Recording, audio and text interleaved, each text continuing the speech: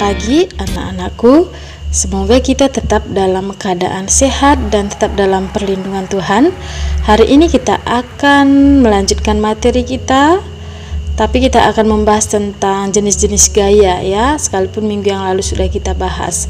Baik, kita akan membahasnya dalam bentuk perhitungan. Oke, kita lihat untuk soal nomor 1. Sebuah kelapa mempunyai massa 2 kg.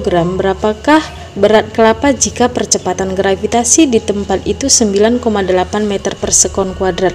Ingat, berat itu sama dengan gaya ya. Berat merupakan salah satu jenis gaya. Nah, bagaimana rumus soal berat ya? Bagaimana rumus gaya berat? Oke, kita lihat di sini ya. Untuk menjawab soal ini, kita terlebih dahulu membuat diketahui. Oke, diketahui di sini masanya sebesar 2 kg. Kemudian percepatan gravitasinya 9,8 meter per sekon kuadrat. Ini ya. Oke, yang ditanya adalah berat atau gaya berat yang simbolnya adalah W. Nah, rumusnya adalah W sama dengan M kali G. Itu ya. W sama dengan M kali G, dengan M-nya 2 dan G-nya 9,8 meter per sekon kuadrat karena sudah dalam satuan SI ya. 2 kali 9,8 itu nilainya sama dengan 19,6 Newton. Berarti gaya berat buah kelapa tersebut adalah 19,6 Newton. Oke, kita lihat soal berikutnya. Sebuah benda masanya 5 kg diletakkan di atas meja dalam keadaan diam. Berapa gaya normal yang bekerja pada benda tersebut?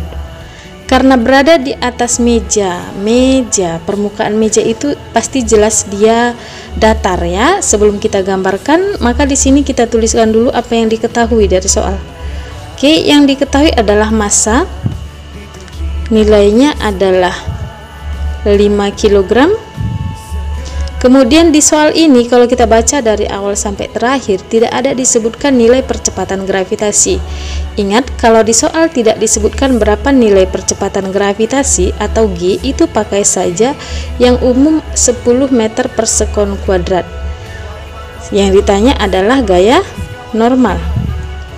Baik, untuk mendapatkan jawaban ini kita lihat dulu benda itu terletak di mana. Oke, di soal ini dinyatakan dia terletak di atas permukaan meja.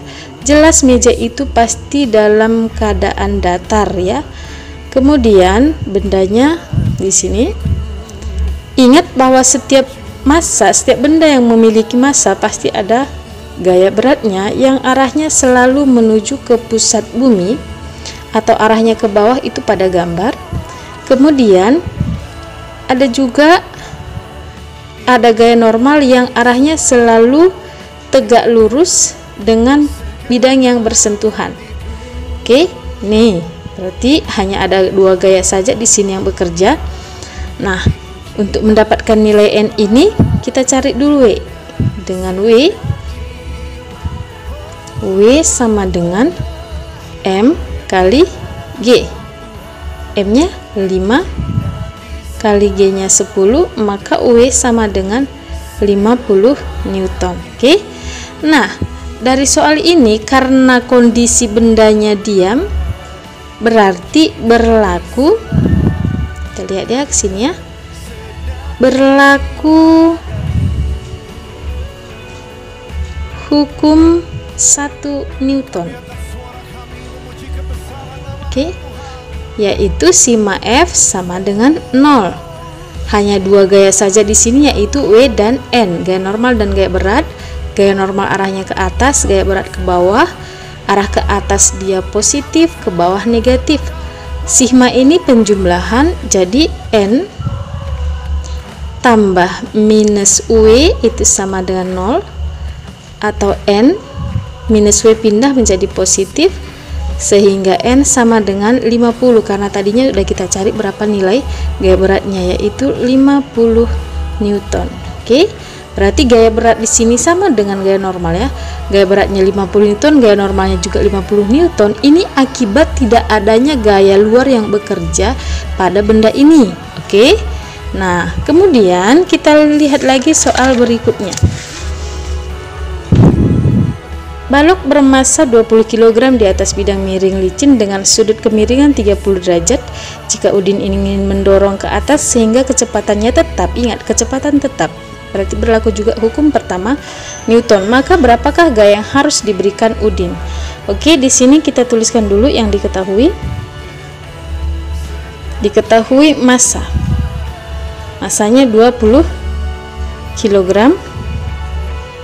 Kemudian sudut kemiringan alfa 30 derajat dan tidak disebutkan berapa nilai G, kita pakai saja 10 meter per sekon kuadrat. Oke, yang ditanya adalah F.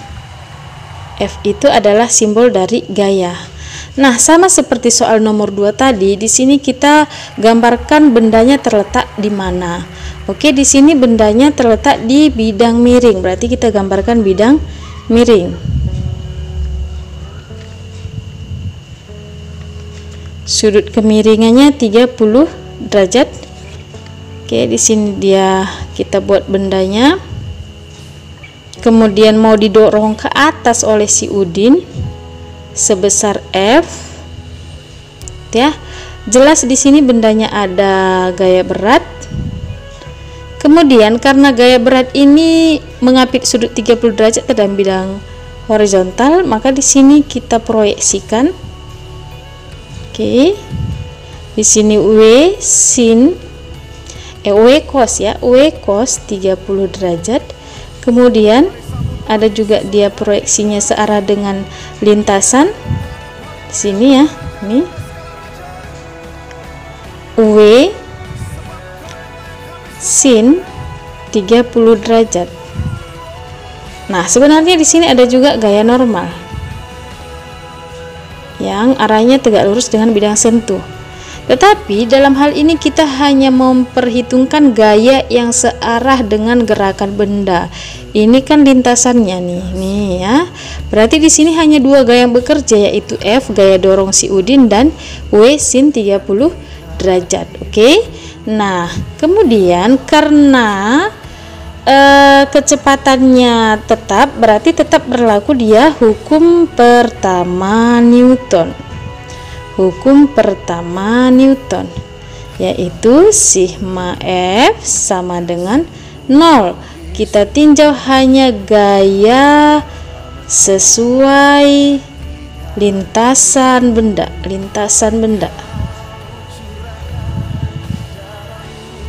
Oke, hanya F dengan W sin 30 derajat, berarti F kurang W sin 30 derajat sama dengan 0. Oke, yang ditanya tadi F, berarti bisa kita dapat nih, UF sama dengan minus W sin 30 derajat pindah menjadi positif dia ya, W sin 30 derajat. Oke, kemudian kita ingat kembali bahwa W itu sama dengan M kali G, maka F sama dengan M kali G, ini kita gantikan ya, sin 30 derajat. F sama dengan M nya berapa? Oke, 20 kali 10 kali sin 30 derajat setengah 5 di sini ya, berarti 20 kali 5, maka F sama dengan 100 Newton. Jadi si Udin itu untuk dapat mendorong benda ini ke atas harus memberi gaya dorong sebesar 100 Newton. Nah, kira-kira seperti itu ya untuk soal nomor 3. Kita lihat untuk soal berikutnya. Benda bermassa dan dihubungkan dengan tali melalui katrol licin seperti gambar. Oke, di gambarnya, jika M1 1 kg, M2 2 kg, G 10 meter per sekon kuadrat, tentukanlah besar tegangan tali T. Nah, mana tegangan tali? Ini tegangan tali. Ya, di sini ada tegangan tali. Di sini juga ada tegangan tali. Nah, selain itu masih ada nggak gaya lain yang bekerja? Ada, yaitu gaya berat W1 dan gaya berat W2. Oke, kita perhatikan di sini. M1 lebih kecil daripada M2. Jelas M1 ini arahnya ke atas ini. Arahnya ke atas ini. Ya. M2 ini ke bawah. Nah, jadi dalam hal ini karena A-nya belum diketahui, kita harus cari dulu nilai A-nya dengan menggunakan hukum kedua. Baik, sigma F sama dengan M total kali A. Nah, di sini sebenarnya sigma F ini adalah kita harus kaitkan W1, kita jumlahkan ya W1, W2 dan tegangan tali. Tapi tegangan tali di sini akan saling meniadakan karena satu positif, satu negatif.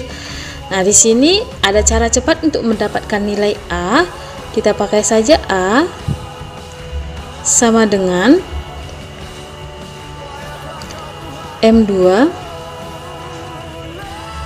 kurang M1 per M1 tambah M2 kali G. Oke, maka A sama dengan M2 nya 2 kurang 1 per, ini dia ya, per 1 tambah 2 kali 10.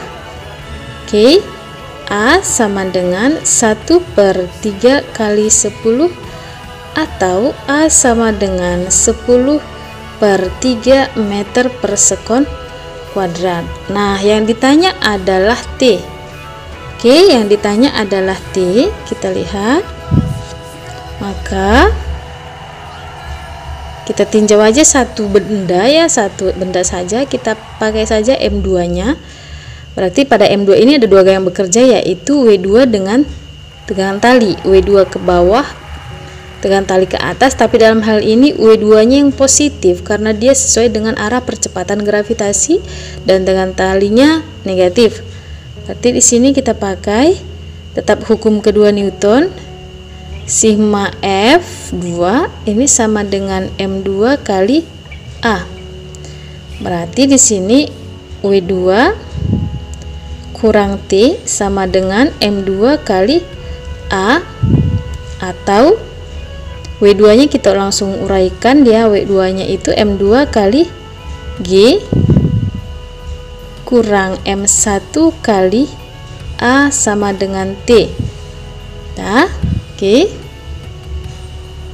Kita lanjutkan, M2 nya 2 kali 10 kurang